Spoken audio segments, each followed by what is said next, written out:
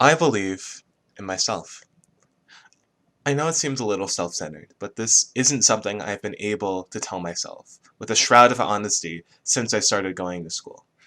Just a few months ago, I completely hated myself, and a year before that, I was planning to commit suicide for someone who didn't even care about me. It's been a long road, and I've changed a lot since then, if not externally, then internally. What I've done in the past, the friends who have helped me along the way, and a little assistance from a small visual novel have all contributed to the simple fact that I now have a semblance of confidence in myself. I know that it's something pretty much everyone in the history of mankind struggles with.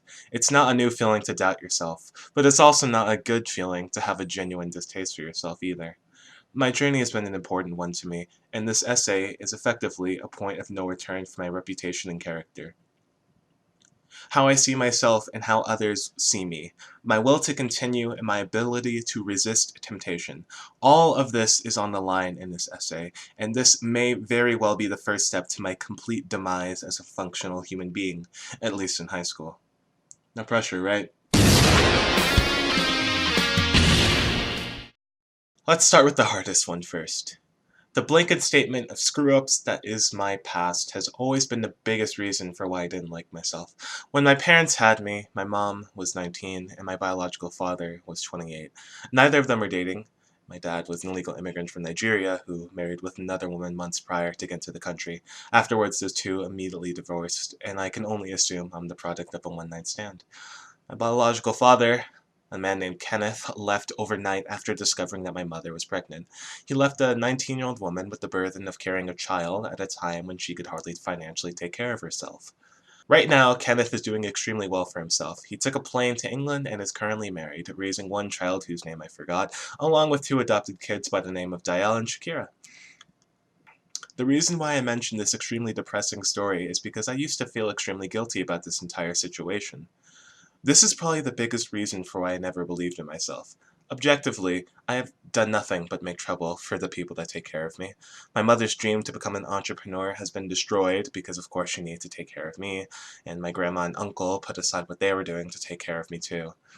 Moving on from that, however, there's one truly big thing that I figured contributed to my lack of confidence, and that is the people I used to surround myself with.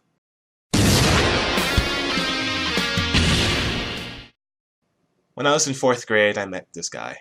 For the sake of privacy, we'll call him Sagami. Sagami and I got along for a bit, but eventually, I started following him everywhere he went.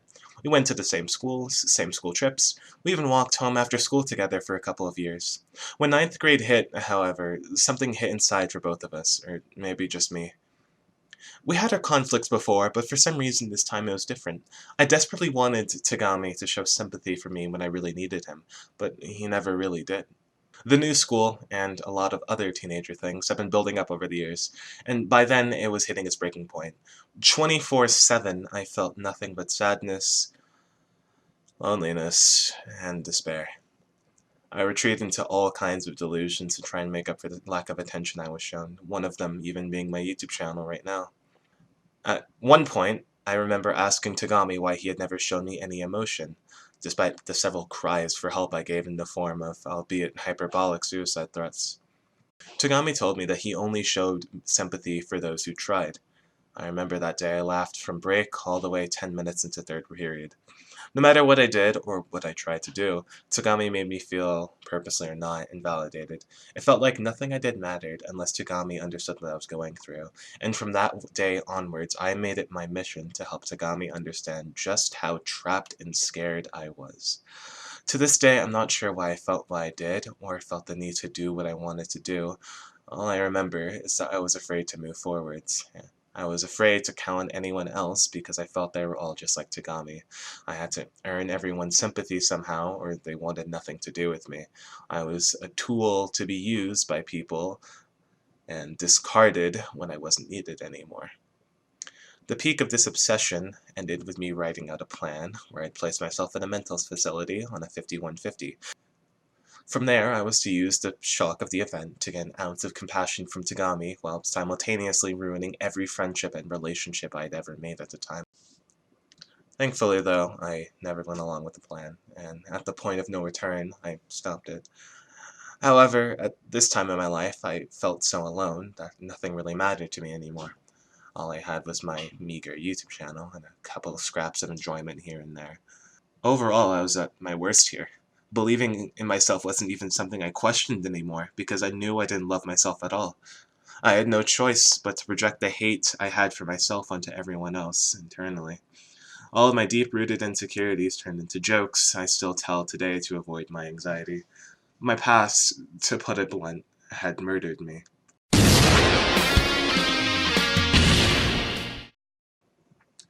Despite the extremely saddening way I've put my life up until recently, it wasn't all that bad. In fact, there was a group of people I was silently hoping would approach me, like my old friends and the friends before those. I could only hear snippets of conversations they had with each other at the beginning of every school day, but I could tell they shared some interest with me, and they seemed to resemble that kind of preppy, wholesome high school relationship you'd see in a movie. Unlike Tagami and a few others I talked with on a regular basis, these people didn't seem to be plagued with the cynicism that had seemingly invaded every other kid of my age on the planet. These guys were genuine, the kind of bravery and unironic enjoyment I longed for with the kids like Tagami. Around the same time my feelings of despair were at their peak, I met several people who, just by existing really, helped me an insane amount with my mental health. We'll just call these ones Monica, Jolene, Nagato, Kazuichi, and Peppa. Just by saying hello or showing me some random video on YouTube, they made my day insanely better. When you're in a position when you can only ever go up and you're at rock bottom, the slightest hand can really help you. There was this new passion I found in myself and my identity that let me know that I could make it and that I wasn't alone anymore. The death clock I had set for myself in my head was not guaranteed unless I let it. There was something to actually look forward to somewhere. I just needed to look for it. It's like a kind of warm, almost tight feeling you get when it's Christmas morning and you have no idea what you're getting. Like you can tell what's going to happen next, but you also can tell that it's going to be good.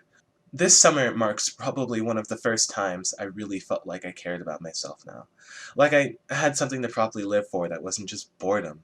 For the first time in ages, I felt like I was properly alive. Like I could do anything I wanted, honestly, and not have to walk on eggshells all the time. It felt, and it still feels great. And I am forever thankful for the gaggle of people who have allowed me to get as far as I can in every avenue of my life. The ones I share and the ones I don't.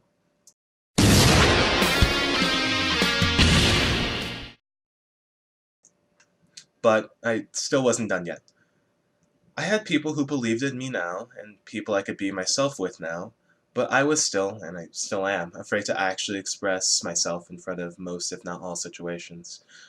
At some point throughout my summer vacation, however, I ended up purchasing a set of two games by the names of Danganronpa V1 Trigger Happy Havoc and Danganronpa V2 Goodbye Despair. I can't properly go into detail with these games without writing an entirely separate essay, but just know that it is entirely due to the fault of these games that I'm even telling you about any of this stuff.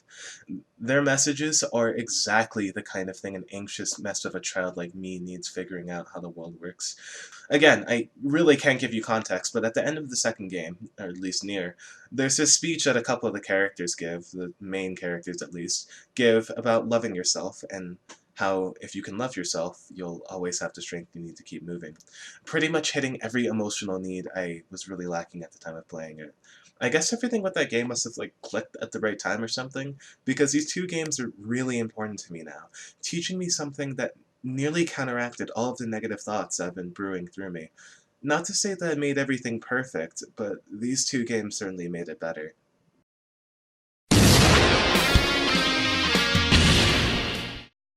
So now we're here, nearly 2,000 words in, if I believe. I've basically explained everything I needed to, from my conception to my past, to my present experiences. I guess my future in a way too. I told you it was going to be a long road, didn't I? I can only hope that I didn't make you too depressed while reading this, and that the positive comments at the end counteracted the bad ones at the beginning. I can't really say where I'm going next, but I'm not exactly scared of it anymore. What happened before happened, and that is that. C'est la vie. I don't think I can really stress about it anymore. I say this with a smile on my face because I'm looking forward to what life has in store. Not because I already know what's going to happen, or because I already chose what's going to happen, but For the simple reason that I, and for the first time in 16 years, believe in myself.